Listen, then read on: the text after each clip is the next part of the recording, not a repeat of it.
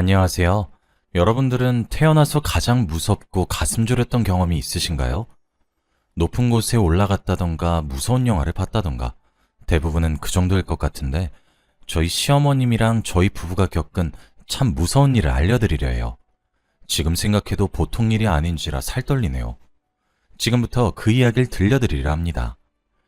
남편에게 듣기로 저희 시어머니는 참 평탄치 않은 삶을 살아왔다고 해요. 고향이었던 작은 어촌 마을에서 나고 자라 자연스럽게 배 타는 사람을 만나서 결혼하게 되었다고 했습니다. 그리고 시아버님과의 사이에서 저희 남편과 그 누나인 제 시누이를 낳으셨어요. 하지만 제 남편이 태어나고 얼마 있지 않아 시아버님이 고기를 잡으러 타고 나간 배가 풍랑에 완전히 박살났고 그 이후로 시아버님도 바다에서 돌아오지 못하셨다고 합니다. 하염없이 지아비를 기다리던 시어머님은 이대로 죽을 순 없다며 자기라도 아이들과 함께 살아나가야 한다 생각해서 그때 어려움을 무릅쓰고 큰 도시인 부산으로 오셨다고 합니다. 처음 부산에 오셔서 허름한 국수집을 여셨어요. 젊은 나이에 배운 건 없고 아는 것도 없는 시어머님이 그나마 할 수 있는 거라고는 식당을 여는 것밖에 없었다고 하더군요. 그 뒤로 억척스럽게 국수집을 운영하시면서 자식 혼자 키우는 과부라고 온갖 소문들도 따라다니고 제 남편과 시누이도 동네에서 과부 자식이랑은 놀지 말라며 힘들게 지냈지만 혈혈단신으로 다 이겨내시고 가세를 일으켰다고 해요. 시누이랑 남편도 어렸을 적부터 홀로 힘들게 일하면서 자기들을 키우는 어머니의 모습을 보고 일찍 철이 들어 공부도 열심히 해서 나름대로 괜찮은 직업에 종사를 할 수 있게 된 거래요.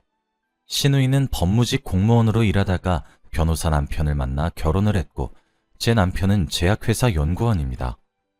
아무튼 사실 처음엔 남편 직업이 좋고 소득이 많으니까 그만큼 결혼 전에 시어머님 입김이 세지 않을까 걱정을 많이 했어요. 제 친구들도 주변에서 한마디씩 말을 얹더라고요. 홀어머니 아래에서 자란 거면 완전 마마보이 아니냐고. 아마 결혼해서 너보다 자기 엄마가 우선일 거라고 했어요. 그런데 주변에 그런 말이랑 다르게 결혼 전 시어머님을 처음 뵈러 갔을 때 시어머님은 단호하게 말씀하셨어요. 난 늙음하게 자식한테 얹혀 살고 그럴 생각 없어. 그래서 국수집도 계속하는 거고. 그러니까 걱정 안 해도 된다. 뜻밖이었죠. 사실 저라도 저렇게 악착같이 돈 벌면서 자식들 성공시켜놨으면 자식들 덕 좀 보려고 할 것 같았거든요. 시어머님은 저희 결혼 후에도 국수 가게를 계속 운영하셨어요. 처음 테이블이 3개나 될까 싶은 협소한 곳에서 시작해 점점 소문이 나고 유명해지자 이제는 번화가의 2층짜리 건물로 옮겨 종업원을 많이 거느리는 국수 가게가 되었습니다. 나름대로 아는 사람은 아는 지역 맛집이었어요. 아무튼 남편과 결혼 후에도 말만 번지르르 하셨던 건 아닌지 시어머님은 정말로 남편이 주고 싶어서 매달 붙여드리는 용돈 외에는 특별한 요구나 그 흔한 고부 갈등 같은 것도 없었어요. 시어머님 첫인상이 시장통에서 국수집을 오래 하다 보니 말투도 무뚝뚝하고 인상도 단호하셔서 제 입장에서는 편하게 대하기가 어려웠는데 알고 보니 속은 깊고 따뜻하신 분이셨어요. 요즘에 이런 걸 츤데레라고 하나요? 겉으론 차가운데 속으로는 챙겨주고 생각해주는 거요. 딱 저희 시어머님이 그래요. 하루는 시어머님이 기어코 과일을 깎아주시겠다는 거예요. 제가 하겠다고 한사코 말렸는데도 시어머님은 너는 과일 깎는 게 불안해서 못 지켜보겠다 하시고는 본인이 복숭아를 깎으시는 거예요. 그러다가 TV 보던 남편이 예쁘게 깎여진 첫 조각을 먹으려고 손을 들이미는데 시어머님께서 손을 찰싹 치시고는 얘가? 이건 새아가 거야 말씀하시는 거예요. 그런 뒤에 손수 입에 넣어주시는데 솔직히 조금 놀라기도 하고 감동도 받았어요. 어머님이 대놓고 말씀은 안 하시지만 늘 저를 생각하고 계시구나 알게 된 일이었어요. 제가 너무 앉아만 있는 건 아닌가 해서 일어나서 일감을 찾으려고 부엌을 배회하면 또 시어머니께서는 왜 이렇게 똥 마려운 강아지 마냥 이리 갔다 저리 갔다 해. 할 거 없다 새아가. 앉아서 쉬어. 곱게 자란 남의 딸 일 시키면 사돈댁이 욕해. 하시면서 남편을 불러서 저기 쌓여있는 설거지나 하라고 시키세요. 그럼 남편은 또 군말 없이 가서는 척척 해내죠. 아무튼 시어머니도 아닌 척 하시지만 다정하시고 남편도 이런 집안 분위기에 적응해서 살다 보니 굳은 일이 있으면 그냥 자기가 알아서 하려고 하지 저 안 시키더라고요. 결혼 참 잘했다 싶었습니다. 처음에 걱정하던 친구들도 이제는 부러우니까 그만 얘기하래요. 그렇게 행복한 결혼 생활을 이어오고 있었습니다. 어느 날 남편에게 다급한 전화가 걸려왔어요. 글쎄 시어머님께서 계단에서 구르셔서 무릎이랑 발목을 다치셨대요. 원래도 시어머님이 관절이 좋지 않아서 남편이 걱정하면서 영양제 사다 드리고 했었는데 얘기를 들어보니 좀 많이 다치신 것 같더라고요. 황급히 병원으로 달려가 남편과 함께 의사분의 얘기를 들어보니 입원도 하고 퇴원 후에도 재활치료를 받아야 한다고 하셨습니다. 한동안 국수집 일은 꿈도 못 꾸셨죠. 간병인도 붙여드리고 혹여나 시어머님이 심심해하지 않게 남편이랑 제가 번갈아 가면서 병문안을 가서 얼굴도 비추고 그랬습니다. 사실 시어머님이 다치신 건 정말 슬픈 일이지만 내심 시어머님이 이렇게라도 일을 잠시 쉬게 돼서 다행이라고 생각했어요. 시어머님은 국수집에 대한 열정이 대단해서 명절 당일 같은 경우를 제외하고는 매일을 빠짐없이 일하셨거든요. 제가 어머님, 이제 연세도 있으신데 조금 쉬엄쉬엄 하세요 라고 말하면 시어머님께서는 그동안 매일 이것만 해왔는데 이거 안 하면 내가 하루에 뭘 하면서 시간을 보내. 난 할 줄 아는 게 국수 마는 거밖에 없어 하셨어요. 그래서 그런지 시어머님은 입원 중에도 계속 국수 가게 걱정을 하시는 것 같았죠. 자기가 문을 안 열면 매일같이 찾아오시는 단골분들도 식사할 곳이 없어지지 않느냐면서 단골 손님을 생각해서라도 문을 열어야 하는데 라고 하셨죠. 그래서 제가 차라리 매니저를 아예 고용하시는 게 어떻겠냐고 말씀드렸어요. 요즘은 다른 식당들도 전부 이런 식으로 운영한다고. 어차피 어머님이 회복하시면서 문 못 여시는 기간 동안 단골 손님들이 그냥 돌아가시는 것보다 매니저라도 고용하셔서 대신 운영하는 건 어떻겠냐고요. 새로 고용한 매니저 월급만 빼면 수입도 계속 지킬 거니 괜찮을 거라고 설득해봤는데 시어머님도 고민하시다가 승낙하셨어요. 그래서 시어머님이 입원하는 동안에도 국수집은 열 수 있었습니다. 시어머님도 본인이 일하지 못하는 건 조금 아쉽지만 내심 일을 하러 나가지 않아도 매달 통장의 수입이 딱딱 찍히니 싫지 않아 하시는 눈치였죠. 그러다가 퇴원 시기를 앞두고 제게 말씀하시더라고요. 내가 무식해서 그동안 악착같이 돈 벌어야 한다는 생각에 빠져 있었는데 잠시 쉬는 동안 얼마나 편하고 좋았는지. 너무 미련했어. 돈만 벌면 인생 어떻게든 되는 줄 알았는데 막상 이렇게 살다 보니 일만 하다 죽으면 내 인생 무슨 의미가 있나 싶더구나. 그 강인하신 분이 눈가에 눈물도 비치시면서 말씀하시는데 저도 마음이 쓰였어요. 남편으로부터 시어머님이 얼마나 힘들게 살아오셨는지 전부 들었으니까요. 어머니, 앞으로 국수집은 다른 사람한테 맡기고 어머님은 저랑 이것저것 많이 하고 놀러 다니기도 하고 그래요. 라고 웃으면서 말하니 시어머님께서 제 손을 한번 힘줘서 꽉 잡고 고맙다 한마디 하시더군요. 시어머님이랑 정말로 친가족이 된 것 같은 기분도 들었어요. 그리고 재활 때문에 아픈 관절로 병원에 자주 왔다 갔다 하셔야 하는 시어머니를 생각해 남편과 상의 끝에 시어머님과 합가하기로 했습니다. 시어머님이 처음에 저희 생각을 듣고는 합가라니 무슨 소리냐며 자기는 분명 니들 결혼할 때 얹혀 살 맘 없다고 말했다 하시더라고요.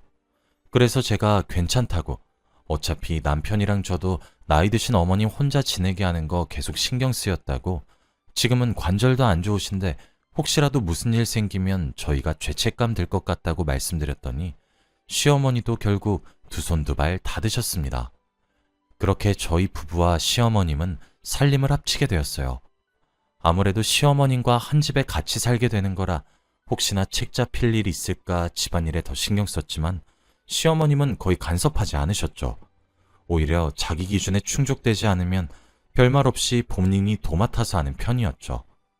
이런 모습을 보고 있자니 남편이 시어머님을 쏙 빼닮았구나 싶었습니다. 병원에서 하는 재활치료가 끝나고 시어머님이 집에 계시는 시간이 늘어나자 따로 말씀은 없으셨지만 심심해 하시는 게 보이더라고요. 시어머님 모셔놓고 계속 TV만 보게 하는 것도 아니다 싶어서 시어머님께 수영센터 강습을 끊어드렸어요. 전에 퇴원할 때 의사분께서도 관절에는 수영이 좋다고 말씀하시던 게 기억이 나기도 했고, 수영하시는 분들 중에는 시어머님 나이대인 사람들도 많으니 친구분들도 사귈 겸 어머니가 다시 활길 찾으셨으면 했거든요. 시어머님은 또 뭐 이런 걸 다 끝내면서 손살을 치셨지만 제가 수영복이랑 수모, 수경까지 새로 사다 드리고 하니 나름대로 좋아하시는 것 같았어요. 직장 때문에 제가 함께 다닐 수가 없어서 처음엔 시어머님을 혼자 보내고 혹시나 적응 못하실까 운동 배워보시는 거 처음이라 했는데 잘하실까 걱정했지만 막상 시어머님은 한번 다녀온 후로 물속에서 노는 거에 재미를 느끼셨는지 그 뒤로는 하루도 빠짐없이 수영을 배우러 다니시더라고요. 같이 강습받으시는 분들 중에 몇몇 분과 친해지기도 하신 건지 수영하고 함께 식사하고 올 거니 늦을 거라고 연락을 넣으시는 일도 잦아졌습니다. 어머니가 이제야 나름대로 인생을 즐기시며 사시는 것 같아 제가 다 기뻤죠. 언젠가부터는 시어머님이 방에서 화기애애한 목소리로 누군가랑 오랫동안 통화하시는 거예요. 아무리 친한 친구여도 저렇게 밝은 목소리는 분명 이성이다. 촉이 왔어요. 혹시 시어머님께 남자라도 생긴 건가 싶었죠. 제가 통화 중에 방문을 열고 들어가면 후다닥 전화를 끊고 당황하시는 게 눈에 보였거든요. 그러다 하루는 시어머님과 오랜만에 장을 보러 갔는데 저 멀리서 걸어오는 어떤 중년 남성분이 시어머님께 인사하시는 거예요. 시어머님이 화들짝 놀라서 조심스럽게 인사하는 걸 보고 아, 저분이구나 싶었습니다. 생각보다 젊어 보이기도 했고 옷도 멀끔하게 잘 차려입으신 걸 봐서 그런지 시어머님이 좋아하실 만하다 생각했어요. 그분이 가시고 제가 슬쩍 말했어요. 어머니, 저분이에요? 아니, 뭐가? 요즘 계속 통화하시는 분이요. 아이, 그런 셈이지. 어머님이 무슨 사춘기 소녀 마냥 얼굴이 붉어지시서는 아닌 척 하는데 너무 귀여우시더라고요. 그래서 또 제가 인상도 좋으시고 어머님이랑도 잘 어울리시는 것 같아요. 하니 시어머니는 당황하셔서 제게 얘는 무슨 말을 그렇게 해? 하시면서 창피하신지 저를 두고 급하게 마트 안으로 들어가 버리시더라고요. 그런 일이 무색하게 시어머님은 이미 들킨 거 숨겨봤자 소용없다 싶었는지 그 후론 그냥 대놓고 말씀하셨어요. 사실은 서로 좋은 감정을 가지고 조금씩 만나보고 있다고요. 이게 무슨 주책이냐며 너희한테 부끄럽다 하시는데 제가 아니라고 어머님 이렇게 온전하게 자기 삶 즐기는 거 보니 좋다고 안심시켜드렸습니다. 그렇게 무뚝뚝 하시던 어머님도 사랑을 하시니 자기도 모르게 콧노래를 부르기도 하시고 아이처럼 해맑게 웃으시는 일도 잦아지셨죠. 저는 그분이 어머님이랑 만나면서 어머니께 좋은 영향을 미치고 있구나. 어머님도 전보다 더 행복해지셔서 다행이다 생각했습니다. 그렇게 시간이 지나고 어느 날 시어머님께서 저녁 식사 자리에서 폭탄 선언을 하셨어요. 얘들아, 나 그 사람이랑 함께 살련다. 평온하게 밥 먹던 저랑 남편은 깜짝 놀랐죠. 만남을 이어가시는 건 좋았지만 아예 살림을 합치실 거라고는 생각도 못했거든요. 저희가 당황한 눈으로 보니까 말을 이으시더라고요. 나도 그동안 홀몸으로 자식 키우고 하느라 많이 늙었지만 늦게나마 사랑하는 사람 만나서 둘이서 같이 살아보려고 한다. 나도 마지막에는 나 원하는 대로 좀 살고 싶구나. 어머님이 그렇게까지 말씀하시니 저와 남편은 할 말이 없어졌어요. 그날 밤 남편이랑 얘기를 해보니 남편도 무작정 반대하는 건 아니더라고요. 시어머님을 걱정하는 마음이 크다 보니 솔직히 불안하다고요. 그래서 자기도 직접 만나봐야겠다 싶어서 식사 자리를 마련했어요. 이런저런 얘기를 나누다 알게 된 사실인데 알고 보니 그분은 시어머님보다 15살 어리시더라고요. 젊어 보인 게 단순히 그런 게 아니라 그냥 진짜로 젊은 편이셨던 거예요. 아내와는 사별한 지 오래됐고 자식도 없이 그 후로 저희 어머님처럼 쭉 혼자 사셨대요. 말씀을 오래 나누다 보니 정말 좋으신 분인 게 느껴졌어요. 가슴속 깊이 저희 시어머님을 많이 사랑하고 아끼고 계시구나 다 느껴질 정도였죠. 남편도 똑같이 느꼈나 봐요. 식사 자리가 파하고 저에게 슬며시 말하더라고요. 두 분이 서로 저렇게 좋아하시는 거면 아무리 자식이어도 반대할 자격은 없을 것 같아 하고요. 그렇게 시어머님과 그분은 따로 살림을 차리게 되었습니다. 시어머님이 계시다가 사라졌다고 어쩐지 집안이 또 쓸쓸해 보였어요. 그래도 두 분이서 서로 잘 살길 바라는 마음이 더 컸습니다. 가끔씩 보고 싶을 때면 연락이나 전화도 했고, 그때쯤 저랑 남편도 직장 때문에 바빠져서 이리저리 정신 없었습니다. 무소식이 희소식이겠거니 했습니다. 시어머님도 원래 성격은 무뚝뚝하시다 보니 저희가 먼저 연락하는 게 아니면 먼저 연락을 거시지 않으셨어요. 게다가 사소한 걸로 연락하면 통신비 아깝게 왜 쓸데없는 걸로 전화라냐 하셨기 때문에 저희는 별로 신경 쓰지 않았습니다. 그렇게 한 달쯤 지났을까요? 늦은 새벽이었어요. 잠들어 있었는데 누가 저희 집 현관문을 미친 듯이 두드리는 거예요. 이 시간에 올 사람이 없는데 대체 어떤 놈인가 싶기도 하고 세상에 별일이 다 있다는데 무섭기도 해서 남편이 한 손에 골프채를 들고 나가보니 시어머님이 아니겠어요? 놀라서 문을 여니 시어머님이 힘없이 축 늘어져서는 애미야, 아범아, 살려다오 하시는 거예요. 딱 보니 상태가 안 좋으신 것 같았어요. 저랑 남편 둘 다 이 새벽에 오셔서는 왜 저러시나 많이 놀랐죠. 시간이 지나 어머님이 진정하시고 저희에게 그동안의 일을 털어놓으셨습니다. 알고 보니 시어머님과 결혼하신 그분은 조폭이었대요. 처음부터 어머님이 갖고 계신 재산이랑 부동산을 노리고 계획적으로 접근한 거였고, 결혼 후에 자기 조직의 형님이고 동생까지 다 불러들여서 시어머님을 협박해 부동산이랑 시어머님 가게를 담보로 잡아 돈을 끌어모았대요. 시어머님이 혹시라도 반항하거나 반대하면 저희 부부랑 시누이 부부 사진을 보여주시면서 혼자 죽고 싶은 게 아니라면 어디 계속 말해보라고 저희 목숨을 가지고 협박했다고 하네요. 그동안 계속 감시당해서 너희에게 연락도 못하고 밖에도 못 나가다가 오늘은 무슨 패싸움이 있는 건지 외국놈들이랑 무슨 거래를 한댔는지 항구로 나갔다면서요. 그래서 그 사이에 목숨을 걸고 몰래 도망쳐 나왔다고 해요. 시어머님이 자기가 배운 게 없어서 그놈들이 무슨 영어로 된 뭘 팔러 나간다고 하던데 잘 모르겠다면서 무식해서 미안하다고 하시더라고요. 콜라 이름 비슷한 뭐였는데 도저히 모르겠어. 무식이 죄다 죄. 미안하구나. 그 얘기를 듣더니 남편이 얼굴이 사색이 되어서는 당장 경찰에 신고해야 한다며 전화기를 들더라고요. 제가 뭔데 그러냐고 보채니까 아무래도 법으로 금지된 약물을 밀거래하는 것 같다면서 생각보다 큰일인 것 같다면서요. 자기 친구 중에 강력계팀 반장이 있으니까 빨리 신고해야 할 것 같다고요. 금지된 약물이란 얘기에 저와 시어머님도 소름이 돋아 그대로 굳어 있었어요. 남편의 빠른 신고 덕에 특수반이 출동했고 저희 어머님 얘기를 듣고는 혹시 모르니 형사를 몇 명 보내서 지키겠다는 소리까지 듣고서야 조금 안심할 수 있었습니다. 나중에 형사분께 전해 들으니 다행히 현장에서 한 명도 빠짐없이 다 검거되었다고 합니다. 실제로 금지된 약물을 거래하는 현장이 맞았고 빠르고 정확하게 신고해준 덕에 무사히 검거할 수 있었다고요.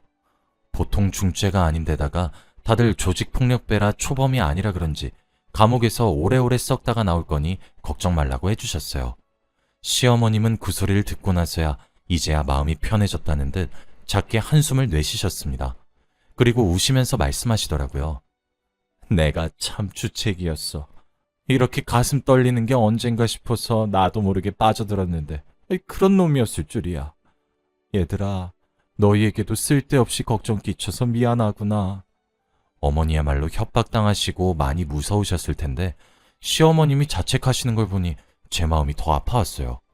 아니라고 시어머님 덕에 그런 놈들도 잡고 경찰분들은 고마워하신다고 비록 상처 입으셨지만 저희랑 즐겁게 여생 보내면서 지워가면 된다고 두 손 꼭 잡아드리며 말씀하시니 저를 안고 엉엉 우셨습니다. 시간이 지나 시어머님은 예전처럼 활기를 되찾으셨어요. 저랑 맛있는 것도 먹으러 다니고 공기 좋은 곳에 바람 쐬러 가볍게 여행도 다녀오고 그렇게 마음 편히 인생 즐기면서 사세요. 상처는 누구나 입지만 어떻게 하느냐에 따라서 빨리 낫기도 곪기도 하는 것 같아요. 시어머님은 빠르게 회복하시고 훌훌 털어내셔서 다행입니다. 여러분들도 여러분만의 상처가 있다면 빨리 아물어서 행복을 되찾으시길 바랄게요. 사연 들어주신 모두들 감사합니다.